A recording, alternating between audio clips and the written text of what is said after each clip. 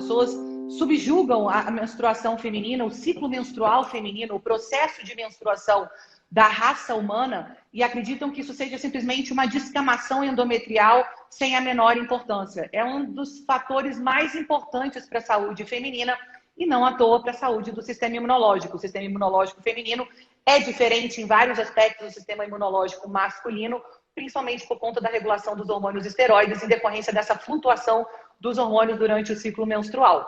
Então a gente tem, de forma muito simplista, mas para vocês compreenderem um pouquinho dessa história, na primeira fase a gente tem aquele domínio do estrogênio, então daquela família de estrogênios na primeira fase do ciclo, que vai fazer com que aquelas células do endométrio se modifiquem. E aí, quando a gente tem a liberação do estrogênio, com aquela replicação endometrial, o endométrio ele adquire características específicas. Ele tem uma microbiota na primeira fase do ciclo diferenciada e ele tem também células do sistema imunológico diferenciadas. Porque naquele momento de produção do estrogênio, o endométrio não está esperando que haja nenhum tipo de fertilização. Ele está se preparando para a fertilização. Então, existe um predomínio de células, principalmente de macrófagos, principalmente de linfócitos T, que a gente está falando de imunologia reprodutiva, e essas células, elas ficam naquele ambiente muito mais como uma sinalização de micro-organismos que sejam adversos do que propriamente para a recepção de uma gestação, para a recepção de um blastocisto para ser implantado.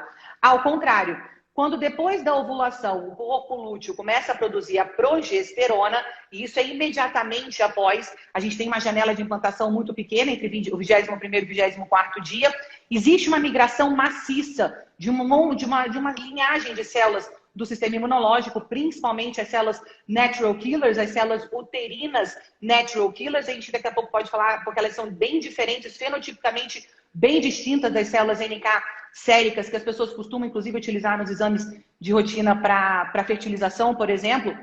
E essas células NK, elas adquirem, então, um papel de protagonismo do sistema imunológico na segunda fase do ciclo, a partir da produção de progesterona.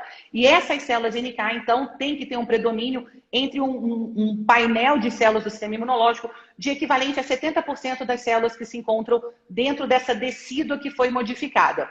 Após a ovulação e esse período que é a janela de implantação, caso não haja gestação, os macrófagos, junto com os linfócitos T, assumem um papel de protagonismo para fazer toda essa retirada da decídua. Esse é um processo muito desgastante do ponto de vista metabólico, tem um gasto energético muito alto, um gasto mitocondrial muito alto. E aí os macrófagos assumem essa propriedade de, enfim, refazer todo esse endométrio para que a gente comece tudo novamente a partir da menstruação, estrogênio, corpo lúteo, progesterona. E isso é um ciclo, isso está programado para ser um ciclo há mais de 200 mil anos, que é como a gestação nós conhecemos hoje, todos os mecanismos para acontecerem uma gestação de sucesso como nós conhecemos hoje.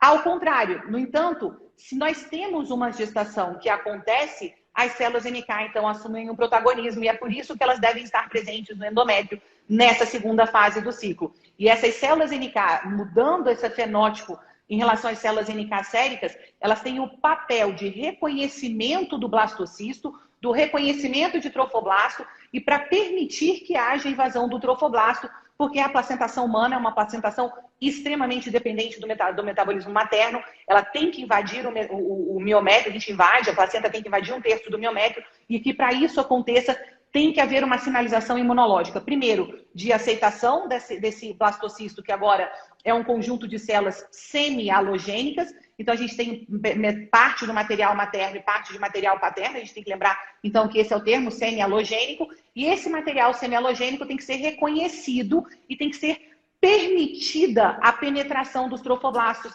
dentro do miométrio. Então, o ciclo menstrual é condição indispensável para o sucesso da gestação.